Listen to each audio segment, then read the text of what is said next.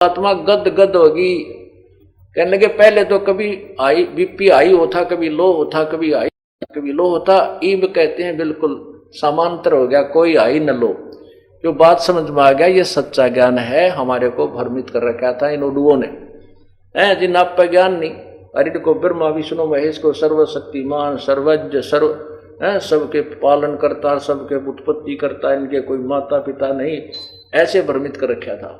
और आप इन्हीं के इतिहास पढ़ा रहा हूं मैं, अपनी तरफ से कुछ नहीं मिला रहा एक अक्षर भी। तो ये जो सदग्रंथ ये दास रखे हुए हैं, इनका उद्देश्य ये है कि जैसे एक अंदाजा रहा था रात्रि में हाथ में टॉर्च लिए, लालटेन समझ लो, पहले लालटेन होती थी, वर्तमान में बहुत से बच्चे हैं जो लालटेन को नहीं समझते, टॉर्च समझो। आगे से बच्चे आ रहे थे उछल कूद मचाते हुए, उस सूरदास ने आवाज लगाई, बेटा देखना अंधा हूं, अंधा कहीं मेरे में ध्यान से चलना भाई, बूढ़ा आदमी हूं। बच्चे निकटा करके पूछने लगे बाबा आपको दिखाई नहीं देता? नहीं बेटा मुझे दिखाई नहीं देता। फिर ये टॉर्च किस लिए लिए हो आप, ये लालटेन क्यों ले रखी है? कि आप आंखों वालों के लिए कहीं मेरे में टक्कर ना मार दो अंधेरे में, इस चांदने में मेरे से दूर के हो जाओ तुम, कदे बूढ़े आदमी की तोड़ दो दे, इसलिए मैं लालटेन साथ रखता हूं। मुझे इन सदग्रंथों की कति आवश्यकता नहीं, अनादरणीय नहीं, क्योंकि जो ज्ञान हमारे परमात्मा कबीर साहब ने 100 वेद में दे रखा है वो इंक्लूडिंग दिस शास्त्र है, इन शास्त्रों के सहित है।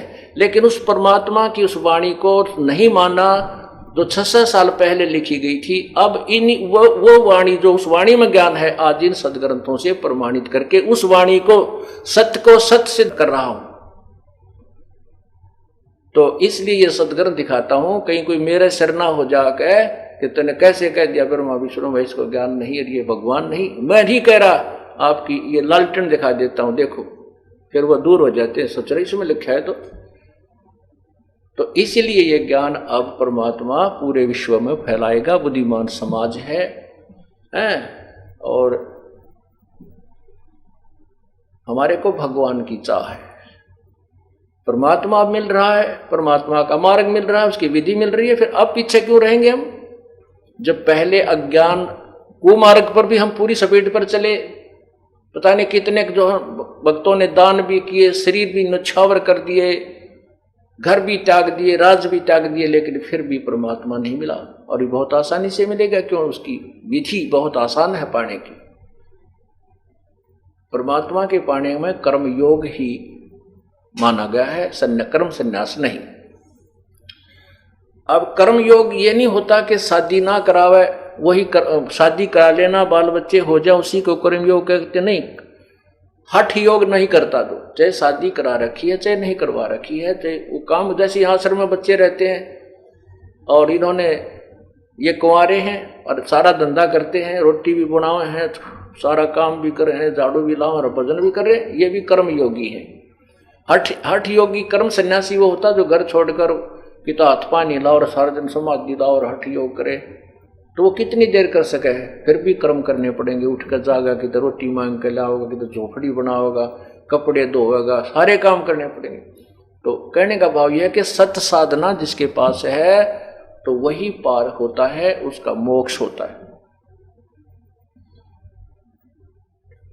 और गलत साधना करने से जीव का कल्याण नहीं हो सकता।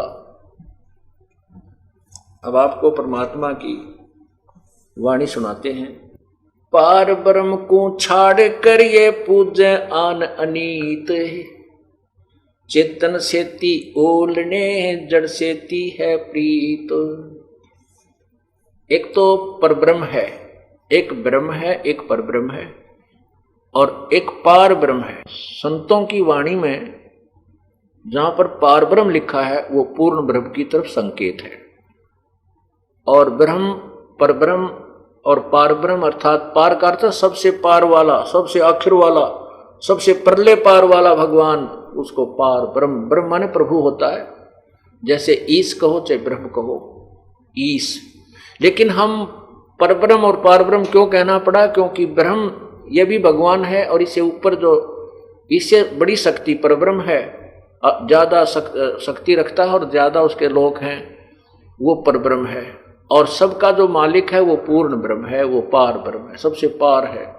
इसलिए डिफाइन करना पड़ा। जैसे ईश शब्द बहुत है, ईश, लेकिन ये भी ईश है 21 ब्रह्मांड का, इसलिए इससे श्रेष्ठ जो परमात्मा है वो ईश्वर परब्रह्म है। और परब्रह्म से भी, ईश्वर से भी जो परम श्रेष्ठ है वो परमेश्वर कहलाता, परम ईश्वर, इसलिए परमेश्वर कहते। तो यहां कहते हैं पार ब्रह्म को छाड़े करिए पूज आन अनीत। एक पूर्ण परमात्मा को त्याग करिए, अन्य पूजाएं जो करते हैं, अन्य देवताओं की या पत्थर आदि की पूजा करते हैं, ये गलत करते हैं। अब पुण्यात्मा, जैसे भगवान विष्णु जी कह रहे हैं देवी भागवत के अंदर, कल शाम को जो आपको दास बता रहा था कि विष्णु पुराण में ऐसा लिखा है, वो विष्णु पुराण में नहीं था, ये देवी भागवत महापुराण में है। वो कल विष्णु पुराण में नहीं था, ये इसमें लिखा हुआ है। तो अब जैसे आपने पढ़ा है, भगवान विष्णु जी कहते हैं कि मैं तो देवी की पूजा करता हूं, इससे आगे कोई भगवान, कोई देवता नहीं है, इससे ऊपर कोई शक्ति नहीं है। अब ये नहीं है कि देवी की पूजा से कोई लाभ नहीं है, देवी की पूजा से भी बहुत शक्ति आती है। देवी की पूजा करके ही भगवान विष्णु तीनों देवताओं में से एक शक्ति युक्त है, इससे बहुत सी सिद्धियां आ जाती है और शक्ति आ जाती है, लेकिन मोक्ष नहीं होता, मोक्ष नहीं है। तो यहां क्या बताते हैं कि पार ब्रह्म को छाड़े करिए पूज्य आन अनीत, चेतन सेती ओलने फिर जड़ सेती है प्रीत। अब आखिर में कहां लाकर के छोड़ दिया इन अज्ञानी संतों ने, पत्थर की मूर्ति की पूजा के ऊपर हमें आधारित कर दिया। परमात्मा कबीर जी कहते हैं मूर्ति बुरी नहीं है, मूर्ति की पूजा करते हैं वो जीवन व्यर्थ कर रहे हैं। जैसे एक सेब फल होता है, आम का फल है, सेब का फल है। अब सेब के या आम के फल की मूर्ति बना ले, चाहे वो पत्थर की बना लीजिए और चाहे चित्र उसका पेपर पर, कागज पर बना लीजिए, वो मूर्ति है, वो सेब नहीं है, वो आम नहीं है, वो केवल चित्र है। और उसके चित्र के ऊपर आधारित रहने से ना सेब का गुण मिल सकता और ना आम का गुण मिल सकता। वो चित्र बुरा नहीं है, वो चित्र तो प्रेरणा देता है कि ये फल ऐसा स्वादिष्ट है, इसमें ये गुण है, उसको प्राप्त कैसे करना है, वो कहाँ मिलता है, वो ज्ञान अलग है। वो ज्ञान है कि मजदूरी कर, मेहनत कर, पैसे इकट्ठे कर, कमाई कर, और कमाई करके फिर मंडी में जा, बाजार में जाइए, वहां सेब का फल लेकर के खाइए। जिसकी मूर्ति आपने देखी और जीभ ललचाई, आपके मुंह में पानी आया, वो फल इस तरीके से मिलेगा। ऐसे ही जिन भगवानों को की आप मूर्ति की पूजा करके वहीं पर उस पर दीप धूप करके उसी के ऊपर मत्था टेक टाक कर वहीं सेट हो गए, कहते हैं इस जिस भगवान की तू मूर्ति कर पूज रहा है, इस भगवान के जो गुण हैं वो ये मूर्ति नहीं दे सकती। वो तो वही भगवान जिसकी तो मूर्ति लिए बैठा है, वो कैसे मिले, उसका तरीका अलग है। उसके नाम की कमाई कर और फिर वो भगवान आपको अपने वाले जितना उसका गुण है,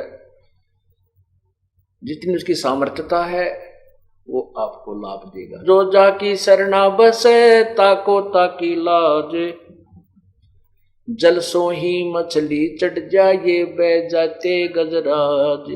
जो भी जिस भगवान की पूजा करता है, जिस साब की पूजा करता है, जिस साब की आश्रित है, उतना लाभ वो अवश्य देता है और अपने क्षेत्र में वो कति कलम तोड़ लाभ दे सकता है। जैसे आपकी मित्रता, आपने पूजा कर ली, सेवा कर ली, मित्रता बना ली तहसीलदार से, तहसीलदार के पास आप जाओगे तो आपकी कोई वो कितना काम कर सकता है, कोई रजिस्ट्री आपने करानी है कोई प्लाट प्लूट की तो वो कर सकता है और आपको अपने ऑफिस में बैठाएगा, चाय पिलाओगा और घंटी बजावेगा, वहीं पर सभी कागजों को मंगाएगा, आपके दस्तक गवाहों के दस्तक वहीं करा करके और आपको से आदर विदा करेगा। अब तोड़ दी कलम, क्योंकि तहसीलदार के अफसर दफ्तर में जाना कि कौन बढ़ने दे, आम आदमी तो बाहर लाइन में लग करके ये कमी है वो कमी है, वहां जाओ टिकट लाओ फलान लाओ, 2 दिन लाग जाए मनमान चक्कर काटते हैं, और वो 5 मिनट में काम करवा के उसके मित्र तहसीलदार ने दे दिया। इतनी राहत तो दे दी, लेकिन उसके अतिरिक्त उसका किसी अन्य ऑफिस में काम पड़ेगा तो तहसीलदार यूजलेस, वो हेल्पलेस है, वो उसको आगे मदद नहीं कर सकता। इसी प्रकार समर्थ का शरणाग हो रंग होरी हो, भाई कभू न हो एकाज राम रंग होरी हो। जिस भी देव की आप पूजा करते हो, जितने उसका सामर्थ्यता है उतना तो अपने सामर्थ्य के अनुसार वो आपको फल देगा, लेकिन उससे बाहर आपके ऊपर कोई कर्म की मार आ गई तो वो आपका बचाव नहीं कर सकता। इसलिए एक कैसा दे सब सदे, सब साधे सब जावे, माली सींचे मूल को तो फले फूले गावे।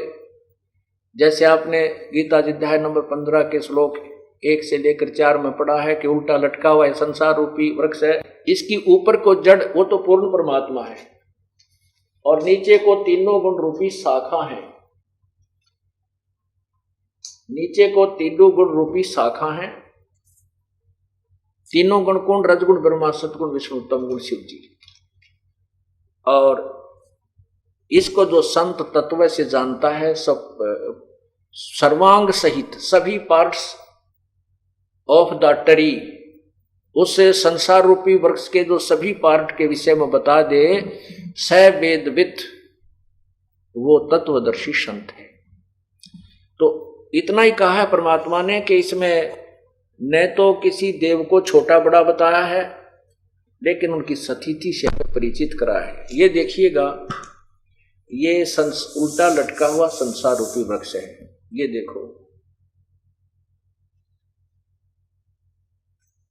ये उल्टा लटका हुआ संसार रूपी वृक्ष है, और इसका जो है ऊपर को जड़ है, ये ऊपर को जड़ है, ये तो पूर्ण परमात्मा है, पूर्ण ब्रह्म है। और यहां से खुराक चलती है, ये तनामा आती है, ये तना अक्षर पुरुष यानी परब्रह्म है, और इसमें से ये कई डार निकलती हैं। जैसे इनमें से एक डार को लेते हैं, ये डार क्षर पुरुष अर्थात ब्रह्म है, ज्योति निरंजन काल है। इसके 3 पुत्र, 3 शाखाएं हैं संसार रूपी वृक्ष की, तो रजगुण ब्रह्मा, सतगुण विष्णु, तमगुण शिव जी, और ये पात रूप संसार। जो संत इस संसार रूपी वृक्ष के पूरे पार्ट्स को बता देता है, स वेदविद, परमात्मा ने अपने 100वें वेद में बताया है। देखिए, कबीर साहब ने कहा है, कबीर अक्षर पुरुष एक पेड़ है, निरंजन वा की डार, और तीनों देवा शाखा है, ये पात रूप संसार। और यही गीता जी अध्याय नंबर 15 के श्लोक नंबर 1 से 4 तथा श्लोक नंबर 16 और 17 में प्रमाण है। अब हम क्या कर रहे हैं? हमने उस मूल परमात्मा की पूजा करनी चाहिए। जड़ की, जैसे हम कोई पौधा लाए आम का और उसको जमीन में जड़ की तरफ से लगाएंगे, जड़ जमीन में दबाएंगे, गाड़ेंगे, और फिर उसकी पूजा, उसकी सिंचाई करेंगे, तो वो जड़ से, जो जड़ में पानी हम डालेंगे, सिंचाई जो जड़ की पूजा करेंगे, तो वहां से जड़ से आहार चलेगा। वो आहार तना में जाएगा, तना से डार में जाएगा, डार से शाखाओं में जाएगा, और शाखा के बाद फिर पत्तों में जाएगा। परमात्मा ने बताया कि अक्षर पुरुष एक पेड़ है, क्योंकि जमीन से बाहर जो दृष्टि गोचर होता है उसी को हम वृक्ष मानते हैं। नीचे जो अव्यक्त है, जो जड़ दिखाई नहीं देती है, वहां से ये खुराक चलती है। इसलिए ऊपर के का बताया है, अक्षर पुरुष यानी परब्रह्म तो एक पेड़ है और वो तना है, और ये निरंजन, ज्योति निरंजन, ये क्षर पुरुष उसकी डार है, और तीनों देवा रजगुण ब्रह्मा, सतगुण विष्णु, तमगुण शिव जी रूपी शाखा है, और फिर पात रूप संसार। अब हमने जैसे पौधा बोना है, बीजना है, तो उसको उसकी विधिवत कैसे बिजाई की जाती है? जड़ को जमीन में, गड्ढे में या गमले में लगाया जाता है, और फिर जड़ की पूजा करते हैं, उस मूल की पूजा करते हैं, वहां से खुराक चलती है, आहार चलता है। वो फिर आगे टहनियों और हिस्सों में सबको बांट दिया जाता है। अब देखो परमात्मा ने हमें कितना अच्छी तरह समझाया कि हम कैसे कर रहे हैं, हम गलत कर रहे हैं, हमने कैसे करना चाहिए था। हमने टहनियों की तरफ से उस पौधे को बीज रखा है, जबकि हमने उसको जड़ की तरफ से बीजना चाहिए था। इसलिए इस साधना के करने वालों को मूर्ख लिखा है गीता जी अध्याय नंबर 7 के श्लोक 12 से 15 में। कई भी नहीं मानते वो, फिर कहते देखिएगा। अब कहते हैं जिन जो ब्रह्मा विष्णु महेश की पूजा, देवताओं की पूजा करते हैं, उनकी साधना ऐसी जानो। अब पूरा देखो ये, अब ये देखिएगा, ये है एक समझो पौधा है। हम कैसे बीज रहे हैं इस पौधे को? हमने शास्त्र विधि छोड़कर अपनी मनमानी पूजा की तरफ से पौधे को बीज रखा है। टहनी तो गाड़ रखी है गड्ढे में, गमले में, और ऊपर न जड़ कर दी, और टहनियों में पानी डाल रहे हैं, ये टहनी भी गल जाती हैं और पौधा भी सूख जाता है। हमारा भक्ति रूपी पौधा सूख चुका है, क्योंकि हम शास्त्र विधि त्याग कर मनमानी पूजा करें। और कुछ नहीं छोड़ना, ना ब्रह्मा विष्णु महेश के बारे में कोई गलत बताते हैं परमात्मा, ना ये दास बताता है। केवल इस पौधे को, भक्ति रूपी पौधे को ऐसे बीजने की प्रार्थना करते हैं। ये देखिए, ये पौधा है, ये जड़ है, ये देखिएगा, ये पौधा जड़ जमीन में लगा रखी है। इसकी पूजा की जाए, सिंचाई की जाए, तो यहां से खुराक चलेगी, यहां चलेगी, ब्रह्मा विष्णु महेश तीनों शाखा में जाएगी। हम तो यहां पर हैं, तो इन ब्रह्मा विष्णु महेश से ही हमें मिलेगी, क्योंकि ये इस संसार रूपी वृक्ष के अंग हैं, और वो इंपॉर्टेंट अंग है कि हमें इन्हीं से लाभ होगा। इसलिए इनको तोड़ देना या काट कर अलग कर देने के लिए सलाह नहीं दी जा सकती। अर्थात हम ब्रह्मा विष्णु महेश से अलग करने के लिए आपको कभी नहीं कहते, लेकिन आपने जो साधना गलत कर रखी है वही बताते हैं। अब हम इस परमात्मा की पूजा करेंगे तो यहीं से खुराक हमारा कर्म बनेगा, और हमारा जो कर्म होगा वो ब्रह्मा विष्णु महेश ही हमें देंगे, और कोई हमें नहीं दे सकता। और ब्रह्मा विष्णु महेश हमारा केवल वर्कडन ही देंगे, उसमें कम और ज्यादा, न्यून अधिक नहीं कर सकते, इनके पास कोई पावर नहीं है। अब देखिएगा, परमात्मा कहते हैं एक साध्य सब सधै, एक साध्य सब सधै, सब साध्य सब जावे। सब साध्य, ये हम सब साधन लगे, माता भी, मसाणी भी, भूत भी, पितर भी, गुड़गामा वाली भी, फलाने वाली भी, गंगा जी वाली भी, फलाने, सब साधन लगे और सब गई, कोई काम नहीं आई। सब साध्य सब जावे, माली सिंचे मूल को हो, फले फूले ए गाए। यही प्रमाण गीता जी के अध्याय नंबर 3 10 से 15 में स्पष्ट किया है। देखिएगा, आपको कितना निर्णायक ज्ञान अपने सदग्रंथों का बताते हैं। ये देखिएगा, ये है श्रीमद् भगवत गीता, और इसके अध्याय नंबर 3 के अध्याय नंबर 3 और ये श्लोक नंबर 10 से आपको सुनाना शुरू करते हैं। ये 10 है कि प्रजापति ब्रह्मा ने कल्प के आदि में यज्ञ सहित प्रजाओं को रचकर उनसे कहा, तुम लोग इस यज्ञ के द्वारा वृद्धि को प्राप्त हो जाओ हो। यह यज्ञ तुम लोगों को इच्छित भोग प्रदान करने वाला हो। इस यज्ञ के द्वारा देवताओं को उन्नत करो। ओए होए, इस यज्ञ के द्वारा देवताओं को उन्नत करो, और वो देवता तुम लोगों को उन्नत करें। इस प्रकार निस्वार्थ भाव से एक दूसरे को उन्नत करते हुए तुम लोग परम कल्याण को प्राप्त हो जाओगे। अब क्या बताते हैं, आगे देखना। 12 श्लोक में लिखा है कि यज्ञ के द्वारा बढ़ाए हुए देवता तुम लोगों को बिना मांगे ही इच्छित भोग निश्चय ही देते रहेंगे। उन देवताओं के दिए हुए भोगों को जो पुरुष उनको बिना दिए स्वयं ही भोगता है, वह तो चोर है। अब ये क्या बताया है इस पवित्र गीता जी के अध्याय नंबर 10 से लेकर के और 12 में, 11-12 में आपको बताते हैं। और इसको प्रमाण से ही समझाते हैं। इसमें कहा है कि तुम यज्ञ के द्वारा, यज्ञ माने पूजा, धार्मिक अनुष्ठान को यज्ञ कहते हैं, देवताओं को उन्नत करो। ओए होए। और अब आगे थोड़ा सा और पढ़ लेते, 15 तक जा पढ़ के फिर समझ में अच्छी तरह आ जाएगा। अब 13 में देखिएगा, अध्याय नंबर 13, इसका अनुवाद देखिए। यज्ञ से बचे हुए अन्न को खाने वाले श्रेष्ठ पुरुष सब पापों से मुक्त हो जाते हैं, और जो पापी लोग अपना शरीर पोषण करने के लिए ही अन्न पकाते हैं वे तो पाप को ही खाते हैं। क्या भावार्थ है कि जैसे परमात्मा ने आपके पूर्व जन्म में किए हुए पुण्यों के आधार पर धन दिया है, आपको जो आपका रोजगार दिया है, उसमें से यदि आप धार्मिक अनुष्ठानों पर नहीं लगाते विधिवत पूर्ण संत के माध्यम से, क्योंकि गुरु बिन माला फेरते गुरु बिन देते दान, गुरु बिन दोनों निष्फल हैं चाहे पूछो वेद पुराण, तो भी वो आपकी साधना व्यर्थ है। तो यहाँ पर शास्त्र अनुकूल साधना करने के लिए निर्देश और वो बताए जा रहे। तो जो उस धन में से परमात्मा के नाम पर पूजा अर्थात पूर्ण परमात्मा की साधना नहीं करते, उसके पूर्ण गुरु बना करके साधना नहीं करते, यज्ञ नहीं करते, तो वो अपना जीवन व्यर्थ कर रहे हैं। कहते हैं इस धार्मिक अनुष्ठान के द्वारा, क्योंकि मूल की सिंचाई करने से, पूर्ण परमात्मा की भक्ति करने से जो हम यज्ञ साधनाएं करते हैं, उनसे ये देवता उन्नत होते हैं।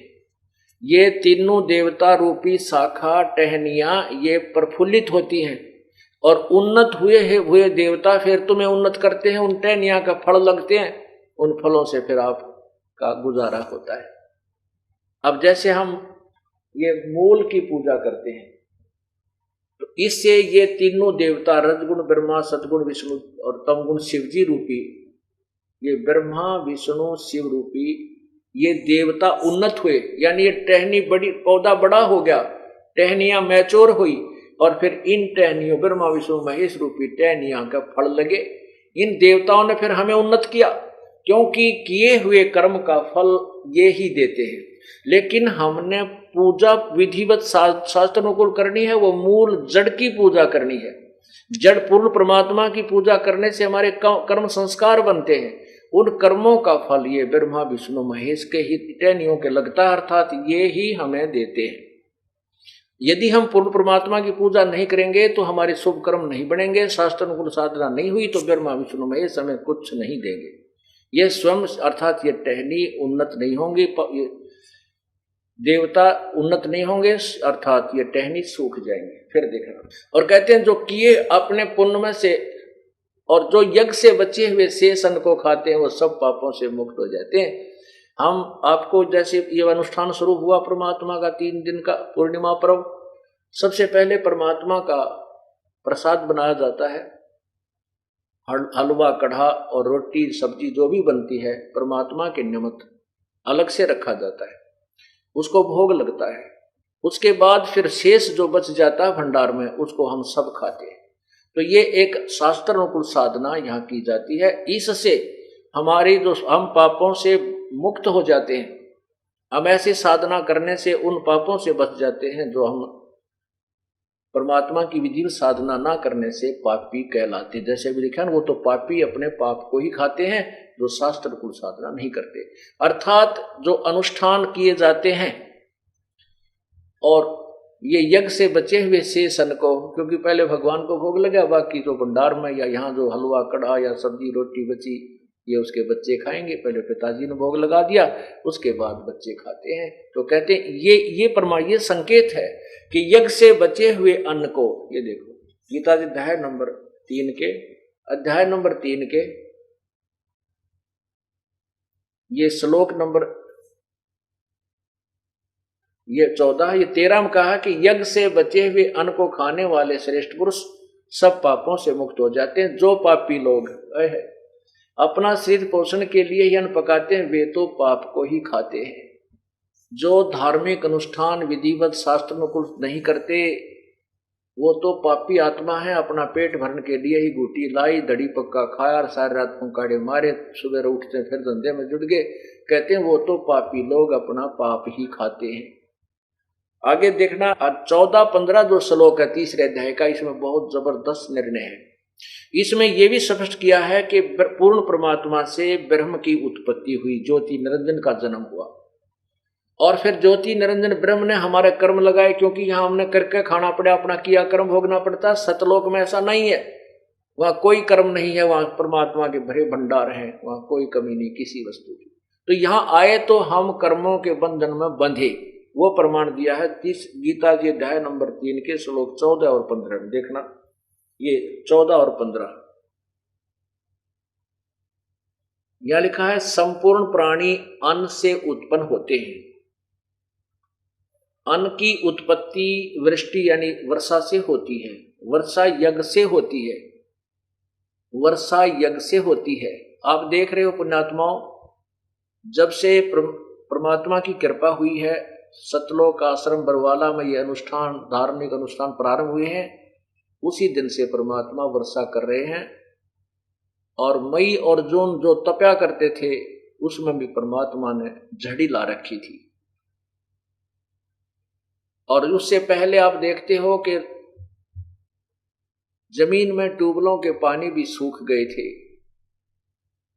इतना पानी चला गया था नीचे। और अब धार्मिक अनुष्ठान फिर पुनः प्रारंभ हुए हैं परमात्मा की। वही प्रमाण गीता जी दे रही है कि सभी प्राणी अन्न से उत्पन्न होते हैं, अन्न वर्षा से होता है, और वर्षा यज्ञ अनुष्ठानों से होती है, यज्ञ से होती है। यहाँ 5 यज्ञ चलती हैं।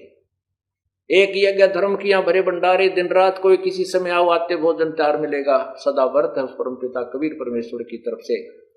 ये मत समझना कि कोई दान करके ये भंडारा चला सकता है, नहीं। परमात्मा अपने सतलोक से आपके पास भेजता है, अपना आपको धन देता है, आपको धनवान बनाता है, और आपके 100 प्रकार के कष्टों का निवारण करता है, और फिर आप में प्रेरणा करके दान करवाता है, ताकि ये बच्चा कुछ पुण्य प्राप्त कर सके। नहीं तो काल भगवान धर्म पर नहीं लगाने दे सकता। कोई बीमारी में, कि तो मुकदमे में, कि तो कोई ले गया, वो देखो नहीं, फिर खेचा तानी, रात न नींद आवनी, ऐसी बयान माटी रखे है भाई। ये तो कबीर परमेश्वर की रजा से ही ये सब दान पुण्य करवाया हो रहा है। तो यहाँ एक यज्ञ है धर्म की, ये धर्म भंडारा दिन रात चलता है। और दूसरी यज्ञ है ध्यान।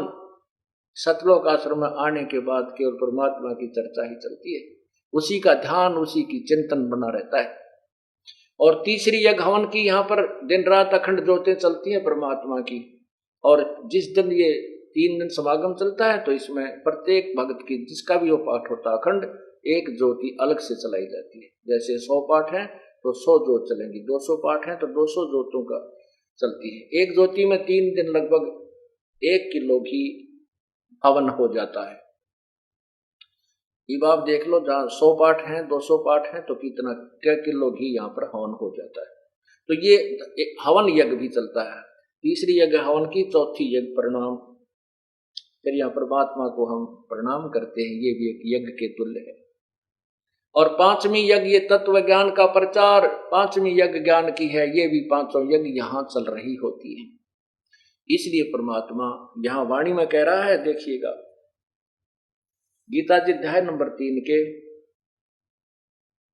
और श्लोक नंबर 14 और 15 में स्टार्ट है 14 का। संपूर्ण प्राणी प्रसन्न अन्न से उत्पन्न होते हैं, अन्न की उत्पत्ति वृष्टि से होती है, वृष्टि यज्ञ से, वर्षा यज्ञ से होती है। और देखना, यज्ञ विहित कर्मों से उत्पन्न होने वाले हैं, यानी विहित माने शास्त्र अनुकूल साधनों से, जो शास्त्र अनुकूल विधि से, शास्त्र अनुकूल साधना जो की जाती है, वही कर्म काउंटिंग में होते हैं, अन्यथा नहीं। वही धार्मिक कर्म सही माने जाते हैं जो शास्त्र अनुकूल, यानी विहित माने शास्त्र अनुकूल जो कर्म होते हैं वही मान्य होते हैं। ये देखो, यज्ञ कर्म सब उद्भव है, विहित कर्मों से उत्पन्न होने वाला है। और कर्म समुदाय को, यहां देखो इन्होंने कितनी गलती कर रखी है, ब्रह्मो उद्भवम, वेद से उत्पन्न लिख दिया। कर्मों को नो कहें वेद से उत्पन्न, नहीं, ये ब्रह्म है। और ब्रह्म से उद्भवम, यानी ये कर्म जो हमने यहाँ करने पड़े ये काल से उत्पन्न हुए। इस काल के लोक में आए, ब्रह्म के लोक में आए तो हमने कर्म करने पड़े, नहीं तो अपने सतलोक में हम बिना किए भगवान दिया करता था। अब ये देखो इन्होंने ब्रह्म का अर्थ वेद कर दिया। तेरा गजब, वेद माने यहां लिखना था ब्रह्म, ये ज्योति निरंजन किसे, अक्षरम सम अक्षरम उद्भवम, अविनाशी परमात्मा से उत्पन्न हुआ जान। ब्रह्म, ये जो ब्रह्म है, ये ब्रह्म यानी ज्योति निरंजन को आप अक्षर, अक्षर माने अविनाशी परमात्मा। अविनाशी परमात्मा कौन है? 15वें अध्याय के देखो, जैसे एक मिट्टी का प्याला, चीनी का सफेद कप होता चाय पीने का, और उसकी तुलना में स्टील का प्याला होता है, वो उसकी तुलना में स्टील का प्याला भी अक्षर कहलाता अविनाशी है, लेकिन वो भी अविनाशी नहीं है। जैसे गीता जी अध्याय नंबर 15 के श्लोक 16 में कहा है क्षर पुरुष और अक्षर पुरुष, ये दो, तुम इस परब्रह्म को अक्षर पुरुष मान बैठे हो, बस इस ब्रह्म की तुलना में अक्षर पुरुष वास्तव में अविनाशी नजर आता है, पर वास्तव में अविनाशी नहीं है। जैसे आपको कल परब्रह्म की आयु बताई थी, कैसे थी कि जैसे एक ब्रह्मा की आयु थी, बताई है आपको कि 1000 चतुर्युग, एक युग चतुर्युग में सतयुग, त्रेता, द्वापर, कलयुग, अर्थात चारों युगों की कुल वर्षों की जो काउंटिंग है 43,20,000 एक चतुर्युग की, 1008 चतुर्युग, उसको हम 1000 मानकर चला करते हैं।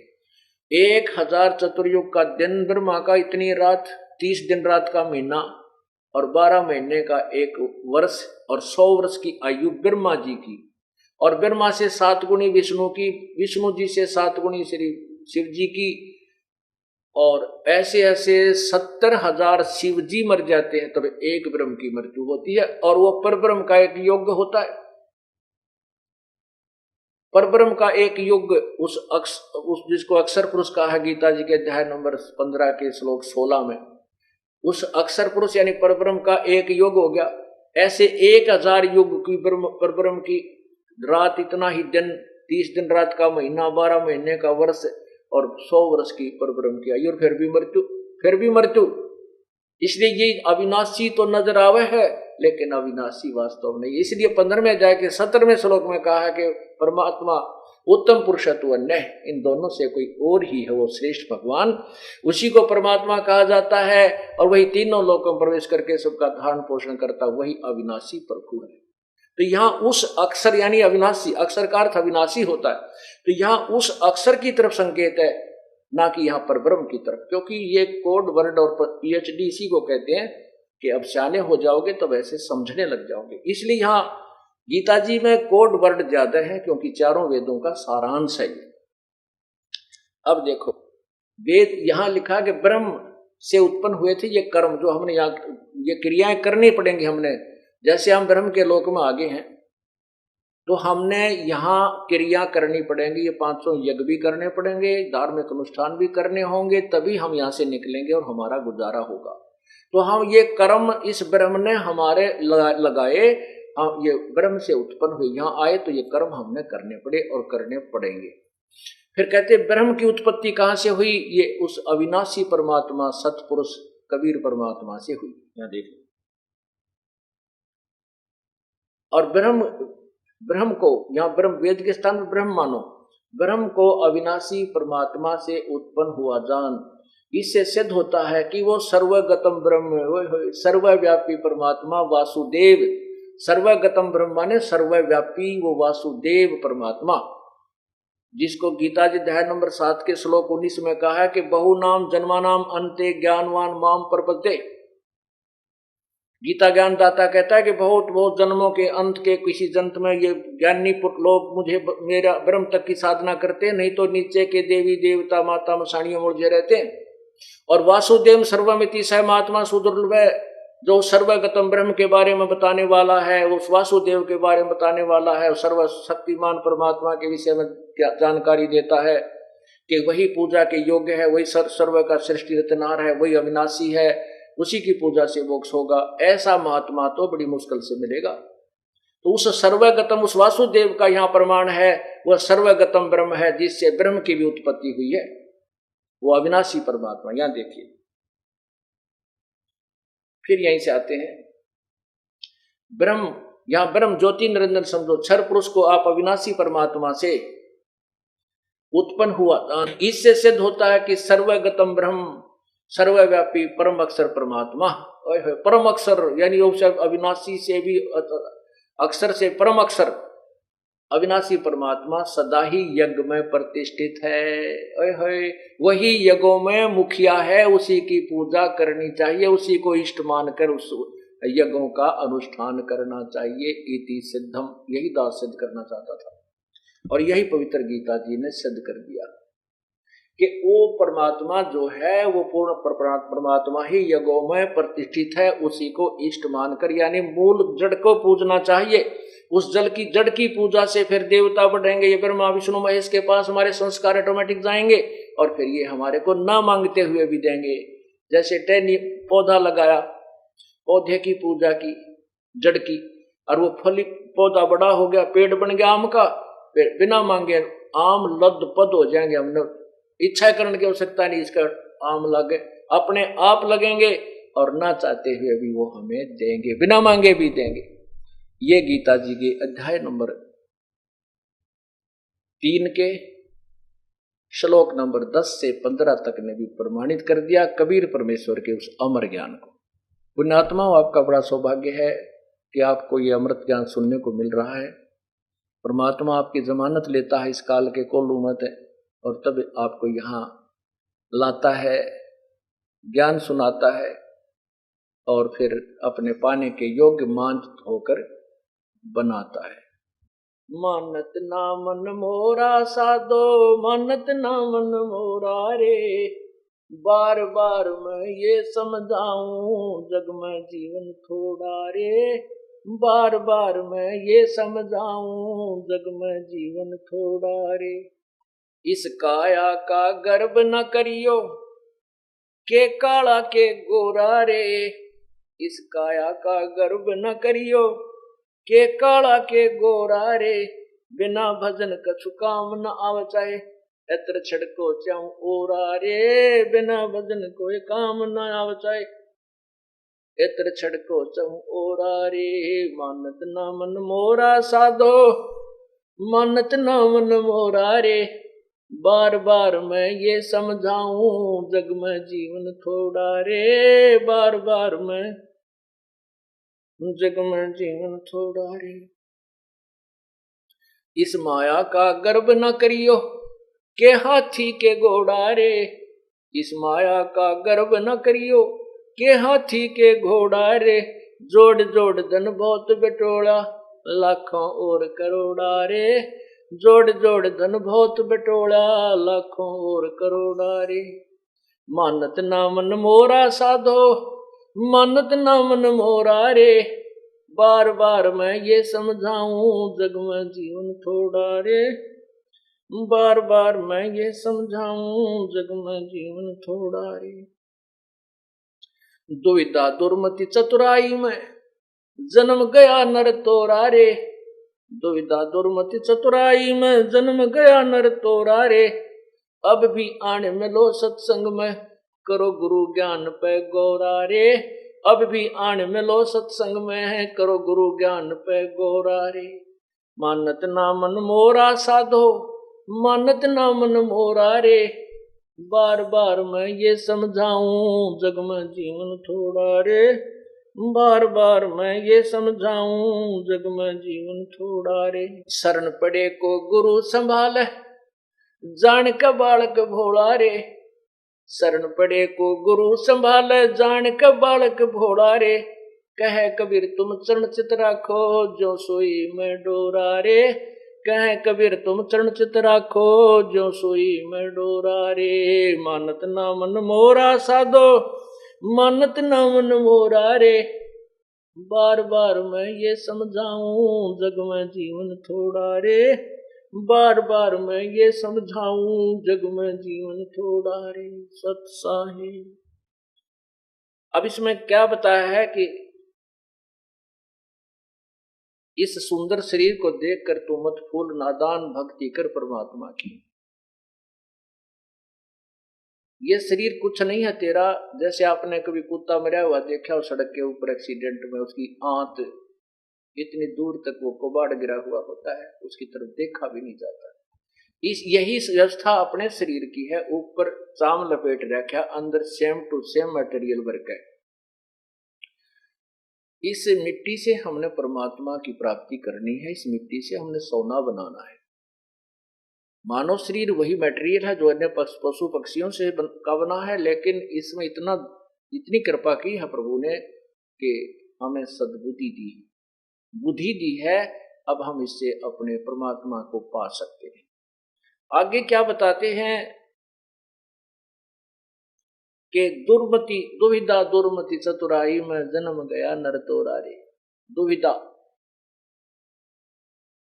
और दुविधा यूं है कि पता नहीं ये पूजा हम करते थे, कहीं इनको छोड़ दें और दूसरी करने लग जाएं, वो देवता तो ना दुखी कर दें। वो तो दुखी करेंगे क्योंकि वो तो सुख देने वाले हैं नहीं, वो आप पर दुखी सारे।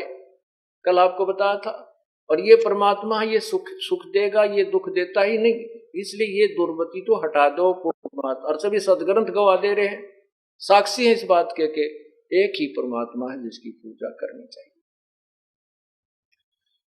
दुर्मति यह है कि हम परमात्मा को चाहते ही नहीं, यही संसारिक सुखों को ज्यादा चाहते हैं। कहते हैं अब भी आन मिलो सत्संग में और करो गुरु ज्ञान पर गौर आए। गौरा माने ध्यान दो, इस पर गौर करो। जो ज्ञान दिए जाते हैं परमात्मा कहते हैं ये बातें कहन सुन की नहीं है, ये कर पाड़ने की। फिर क्या बताते हैं, शरण पड़े को गुरु संभाले, जाने का बोल को भोला रे। जैसे छोटा सा बालक होता, जैसे आपने सत्संग में यानी ज्ञान सुनने से पहले अज्ञानता में जो गलतियां होगी उनको प्रभु माफ कर देगा। बड़ा दयालु है कबीर परमेश्वर। वो ऐसे मानता है परमात्मा जैसे छोटा सा बच्चा 8-7 महीने का और 2-4 महीने का जो अपना चारपाई यानी झूले पर लटका रहता है, पालने में सोता रहता है, और फिर वो टट्टी पेशाब कर देता है। टट्टी पेशाब करके फिर अपने सारे कपड़े हाथ पा मार के उसको गीले लगते हैं, सर्दियों में ठंड लगती है, फिर वो रोने लगता है, भूखा भी हो जाता है। तब माँ आती है और वो समझ जाती है बच्चा क्यों रोया, भूखा हो गया होगा। जाके उठाती है तो उसने टट्टी और पेशाब करके सारे कपड़े भी खराब कर रखे होते हैं।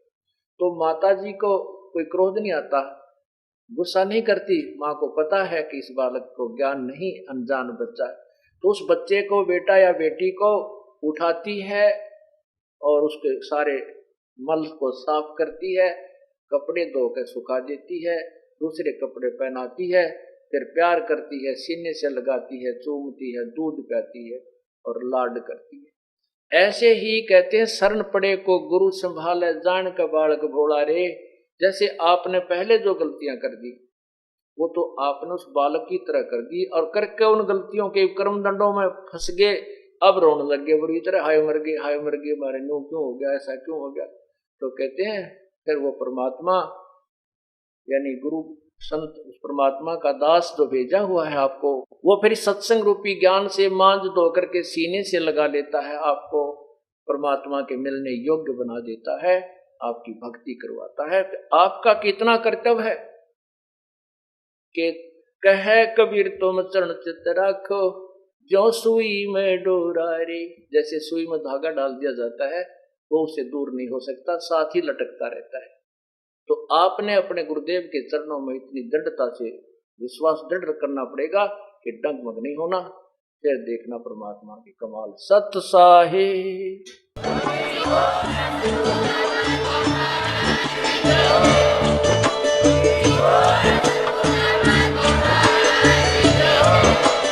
आप सुन रहे थे जगत गुरु तत्वदर्शी संत रामपाल जी महाराज जी के मंगल प्रवचन। अधिक जानकारी के लिए विजिट कीजिए हमारी वेबसाइट www.jagatgururampalji.org। संत रामपाल जी महाराज जी के शुभ आशीर्वाद से पूरे विश्व भर में 500 से भी ज्यादा नाम दीक्षा केंद्र हैं, जिन पर संत रामपाल जी महाराज जी द्वारा ऑनलाइन निशुल्क नाम दीक्षा दी जा रही है। अपने नजदीकी नाम दीक्षा केंद्र का पता करने के लिए संपर्क करें 8222880541।